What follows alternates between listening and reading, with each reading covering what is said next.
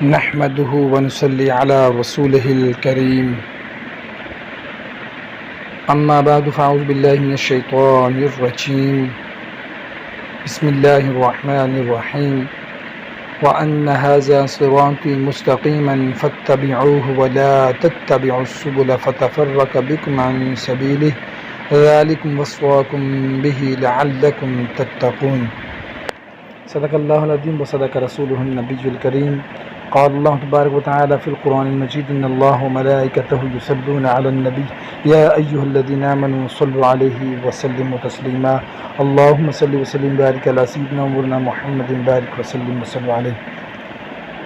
برادران اسلام، یہ نظام قدرت ہے کہ ہر دور میں اور ہر جگہ کچھ بدبخت اللہ تعالیٰ کے دین کے خلاف سازشیں کرتے ہیں، انبیاء کرام علیہ السلام کی تعلیمات کو مٹانے اور گمراہی پھیلانے کی کوشش کرتے ہیں، جبکہ کچھ خوش نصیب دین خداوندی کی خدمت اور حفاظت کرتے ہیں اور دین کے خلاف کی جانے والی سازشوں کو ناکام بناتے ہیں۔ حق و باطل کے درمیان یہ جنگ نبی کریم صلی اللہ علیہ وسلم کی تشریف آوری سے پہلے بھی جاری تھی، اور آپ صلی اللہ علیہ وسلم نے اپنی امت میں بھی یہ صورتحال باقی رہنے کا ذکر فرمایا۔ سیدنا ابراہیم بن عبد الرحمن رضی اللہ تعالیٰ عنہ سے مروی ہے، رسول اللہ صلی اللہ علیہ وسلم نے ارشاد فرمایا، قرآن و سنت کا علم ہمیشہ باقی رہے گا۔ جب جاہل قرآن سنت میں تعویلیں کر کے اپنا مقصد نکالنے کی کوشش کریں گے، جب باطل پرست قرآن و سنت کا غلط مفہوم بیان کر کے اپنا موقوف ثابت کرنے کی کوشش کریں گے، اور جب بد مذہب حد سے تجاوز کرتے ہوئے قرآن و حدیث کا مفہوم بدل کر اپنے غلط نظریات ثابت کرنے کی کوشش کریں گے، تو اللہ تعالیٰ ایسے متقی اور دیانتدار علماء پیدا فرمائے گا جو قرآن و سنت کو محفوظ کریں گے اور بد مذہبوں، باطل پرستوں اور جاہلوں کی ان ساری خرافات کو ختم کر کے قرآن و سنت کا حقیقی مفہوم واضح کریں گے۔ اس حدیث پاک سے معلوم ہو کہ ہر دور میں دین کو بگاڑنے کی کوشش کرنے والے بدبخت پیدا ہوتے رہیں گے، نیز ہر دور میں اللہ تعالیٰ سے خوش نصیب بھی پیدا فرماتا رہے گا جو دین کے خلاف کی جانے والی سازشوں کو ناکام بنائیں گے۔ گزشتہ صدی میں اللہ تعالیٰ نے جن شخصیات سے دین کا بڑا کام لیا اور انہیں باطل کی تمام سازشوں کو ناکام بنانے کی توفیق عطا فرمائی، ان میں ایک نمایاں نام امام اہل سنت مجدد دین و ملت اعلیٰ حضرت امام احمد رضا خان قادری بریلوی رحمۃ اللہ علیہ کا ہے۔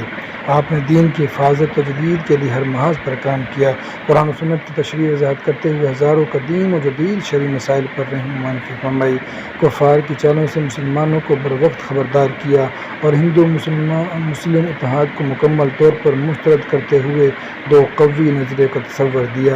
قرآن و سنت کے ساتھ ساتھ سائنسی دلائل کے ذریعے جدید سائنس کے خلاف شرعی نظریات کا باطل ہونا ثابت کیا۔ کلمہ پڑھنے کے باوجود قرآن و سنت کی غلط تشریح کرنے والے بد مذہبوں اور گستاخان خدا اور رسول کا ایسا رد فرمایا کہ دودھ کا دودھ اور پانی کا پانی کر دیا۔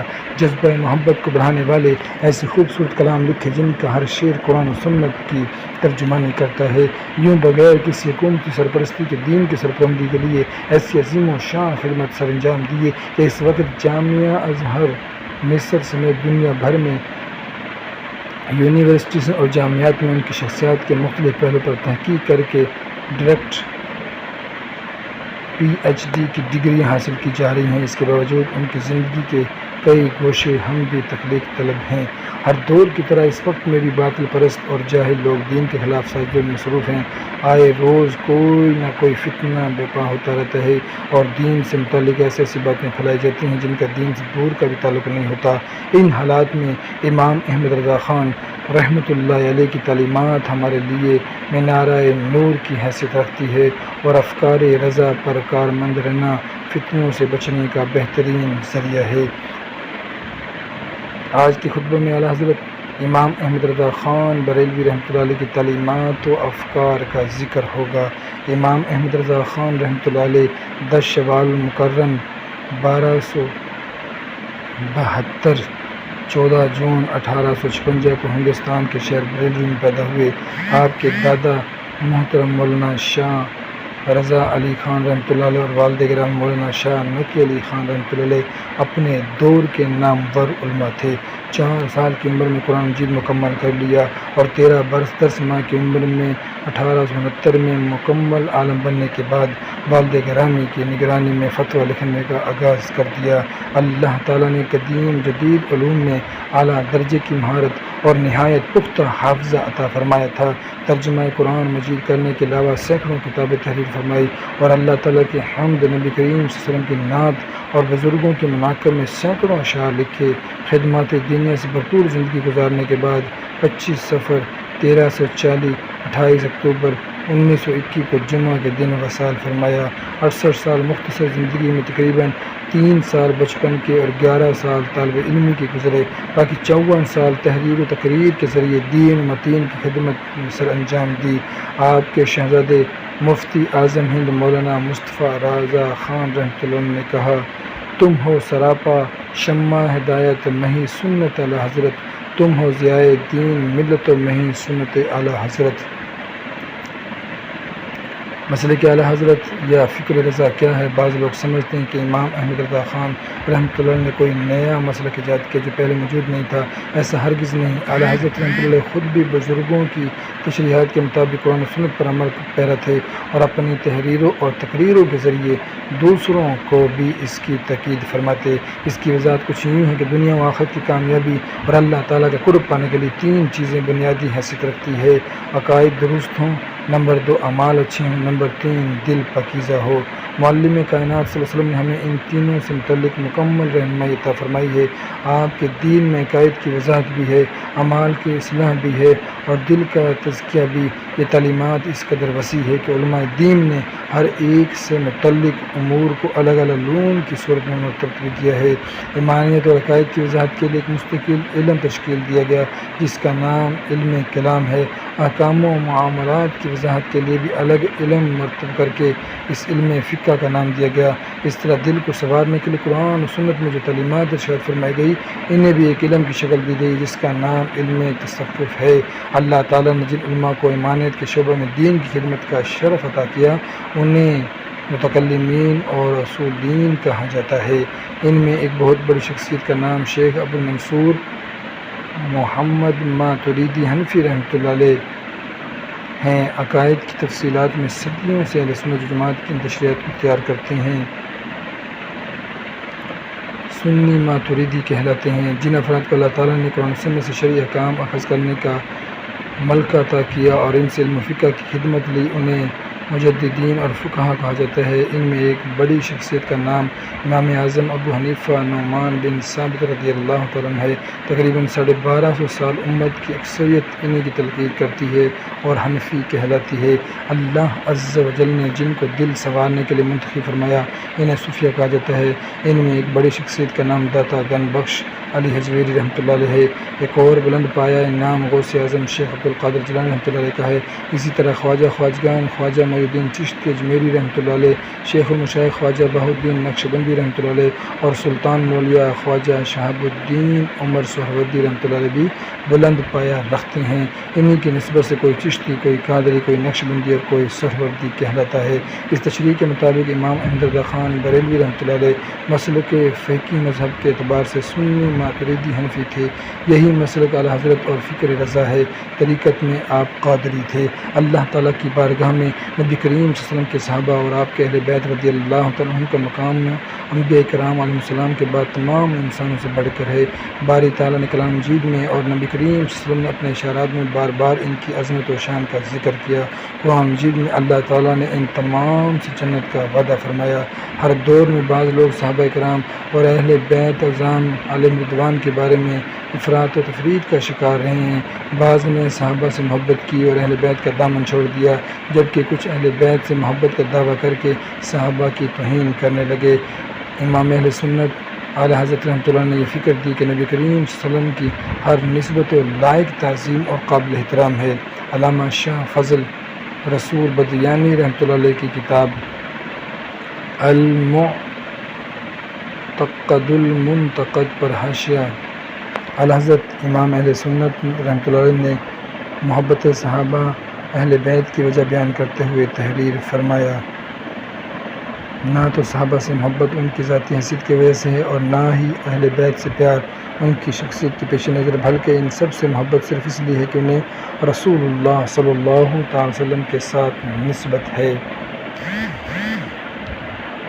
مزید تحریر فرمایا فمن احب رسول اللہ وجب ان یحبهم جمیعا ومن ابغض بعدهم ثبت انہ لا یحب رسول اللہ، جو رسول اللہ صلی اللہ علیہ وسلم سے محبت کرتا ہے اس پر لازم ہے کہ وہ آپ صلی اللہ علیہ وسلم کی نسبت سے تمام صحابہ اہل بیت علیہم رضوان کے ساتھ محبت کرے۔ کسی ایک سے بھی بغض رکھے تو ثابت ہوگا کہ اسے رسول اللہ صلی اللہ علیہ وسلم کا سچا پیار نصیب نہیں، ورنہ اسے آپ صلی اللہ علیہ وسلم کی ہر نسبت کے ساتھ محبت ہوتی۔ سلام رضا میں جن حسین انداز سے امام اہل سنت رحمۃ اللہ نے سب نسبتوں کو سلام پیش کیا وہ اپنی مثال آپ ہے۔ دیگر نعتیں کلام میں متعدد جگہ صحابہ اہل بیت رضی اللہ تعالیٰ عنہم کی تعریف کو یوں جمع کیا کہ ایمان تازہ ہو جاتا ہے۔ ایک شعر میں یوں فرمایا مولائے گلبن رحمت زہرا سبتین اس کی کلیاں پھول، صدیق و فاروق عثمان حیدر ہر ایک اس کی شاخ۔ قرآن سنت کی روشنی میں دل کو پاک اور ستھرا کرنے کے طریقوں کو تصوف کہا جاتا ہے۔ اسی کو علم و اخلاق، طریقت اور سلوک وغیرہ ناموں سے بھی ذکر کیا جاتا ہے۔ صدیوں سے بعض لوگ اس غلط فہمی میں مبتلا ہیں کہ شریعت و طریقت الگ چیزیں ہیں۔ وہ سمجھتے ہیں کہ ابتدائی مراحل میں شریعت کی پابندی ضروری ہوتی ہے، جب انسان کو اللہ تعالیٰ کا قرب مل جائے تو اس پر شریعت کی پابندی لازم نہیں رہتی۔ ایسے لوگوں کو تذکرہ کرتے ہوئے فیض عالم حضرت داتا صاحب رحمۃ اللہ فرماتے ہیں بے دینوں کا ایک گروہ صوفیہ کے طریقوں سے تعلق رکھ کر کہتا ہے بندے کو اتنی خدمت حق تعالیٰ کرنی چاہیے کہ وہ ولی ہو جائے، جب ولی ہو جائے گا تو شریعت کی پابندی ختم ہو جائے گی۔ یہ سراہ گمراہی ہے۔ رائے حق میں کوئی ایسا مقام نہیں کہ بندہ ارکان شریعت میں کسی سے آزاد ہو جائے۔ امام اہل سنت رحمۃ اللہ علیہ کی خدمت میں شریعت اور طریقے سے متعلق سوال کیا گیا، آپ نے جواب میں ایک رسالہ تحریر فرمایا۔ یہ رسالہ فتاوی رضویہ کی جلد 21 میں موجود ہے۔ اعلیٰ حضرت رحمۃ اللہ نے رسالہ کے آغاز میں یہ آیت مبارکہ ذکر فرمائی وَأَنَّ هَذَا صِرَاطِي مُسْتَقِيمًا فَاتَّبِعُوهُ وَلَا تَتَّبِعُوا السُّبُلَ فَتَفَرَّقَ بِكُمْ عَنْ سَبِيلِهِ ذَلِكُمْ وَصَّاكُمْ بِهِ لَعَلَّكُمْ تَتَّقُونَ۔ اے محبوب فرما دیجئے یہ شریعت میرا سیدھا راستہ ہے تو اس کی پیروی کرو اور دوسرے راستے پر نہ چلو، ورنہ وہ راستے تمہیں اللہ کی راہ سے جدا کر دیں گے۔ اللہ تمہیں اس کی تاکید فرماتا ہے تاکہ تم پرہیزگار ہو جاؤ۔ اسی رسالے میں ایک اور مقام پر لکھا بلا جملہ شریعت کی حاجت پر ہر مسلمان کو ایک سانس،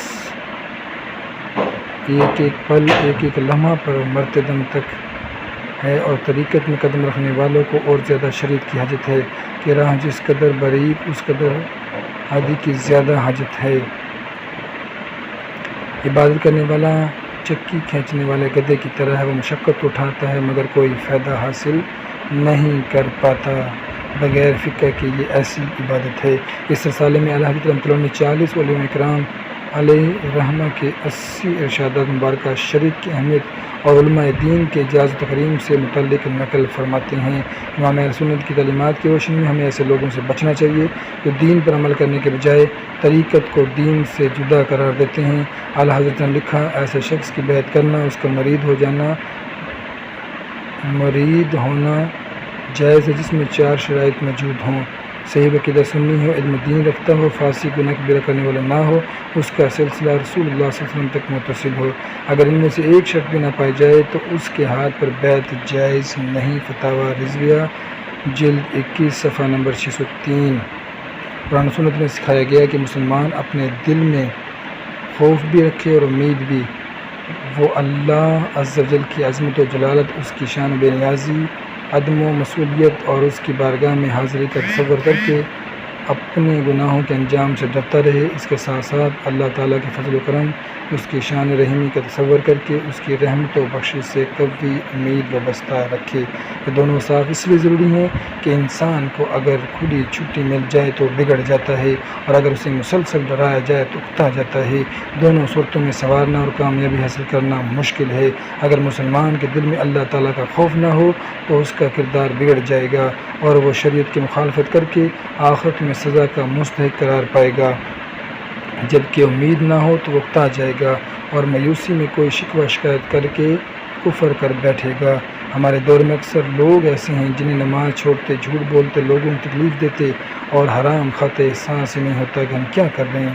ہمیں اس کا جواب بھی دینا ہے، جبکہ ایسے افراد کی تعداد میں کم نہیں جو اس لیے عمل سے غافل ہیں کہ وہ سمجھتے ہیں ہم تو بخشے جائیں گے۔ ہمیں محنت و مشقت کی کیا ضرورت ہے؟ جاہل قسم کے واعظین اور پیشہ در نقیب اپنے گفتگو میں اس خوش فہمی کو پروان چڑھاتے ہیں۔ اعلیٰ حضرت رحمۃ اللہ علیہ تحریر کا خلاصہ ہے، جب تک انسان زندہ سے چاہیے کہ ان آیات و حدیث کا ترجمہ پڑھا اور سنا کر جن میں سزا سے ڈرایا گیا تاکہ زیادہ سے زیادہ اچھے عمل کریں اور گناہوں سے بچیں، اور جب آخری وقت آ جائے تو اسے وہ آیات حدیث سنائی جائے جن میں رحمت کی امید دلائی گئی ہو، تاکہ اب اس کی امید قوی ہو جائے کہ سب سے زیادہ رحم فرمانے والا کی بارگاہ میں حاضر ہو رہا ہوں۔ اس خوف و امید کا حکم دیتے ہوئے باری تعالیٰ نے فرمایا، نبئ عبادی انی انا الغفور الرحیم وان عذابی هو العذاب العلیم۔ اے حبیب میرے بندوں کو بتائیے کہ بے شک میں ہی بخشنے والا مہربان ہوں اور بے شک میرا ہی عذاب دردناک عذاب ہے۔ ہم فتنوں کے جس دور سے گزر رہے ہیں اس میں اپنا ایمان بچانے کے لیے بزرگوں کے افکار پر استقامت اختیار کرنا نہایت ضروری ہے۔ سیدنا ابو ہریرہ رضی اللہ عنہ سے مروی کہ رسول اللہ صلی اللہ علیہ وسلم نے فرمایا، مفہوم یہ ہے کہ جلدی جلدی اچھے اعمال کر لو اس سے پہلے کہ اندھیری رات کے ٹکڑوں جیسے فتنے پیدا ہوں۔ جیسے رات کی تاریکی میں کچھ نظر نہیں آتا، ایسے ہی ان خطرناک فتنوں میں حق اور باطل کے درمیان فرق کرنا مشکل ہوگا۔ آدمی صبح کو مومن ہوگا اور شام کو کافر، یا شام کو مومن ہوگا اور صبح کو کافر۔ لوگ ایمان کے بارے میں اتنے سست اور لاپرواہ ہو جائیں گے کہ بہت جلد ایمان کی دولت سے ہاتھ دھو بیٹھیں گے۔ انسان معمولی دنیاوی دولت کے لیے اپنا ایمان بیچ دے گا۔ ان حالات میں ضرورت ہے کہ امام احمد رضا خان رحمۃ اللہ علیہ کے افکار کو پختگی کے ساتھ اختیار کیا جائے۔ اللہ تعالیٰ اپنے حبیب صلی اللہ علیہ وسلم کے طفیل ہمیں بھی اپنے محبوب بندوں کے نقش قدم پر چلنے کی توفیق عطا فرمائے، فکر رضا پر استقامت عطا کرے اور امت مسلمہ کو عروج سے نوازے۔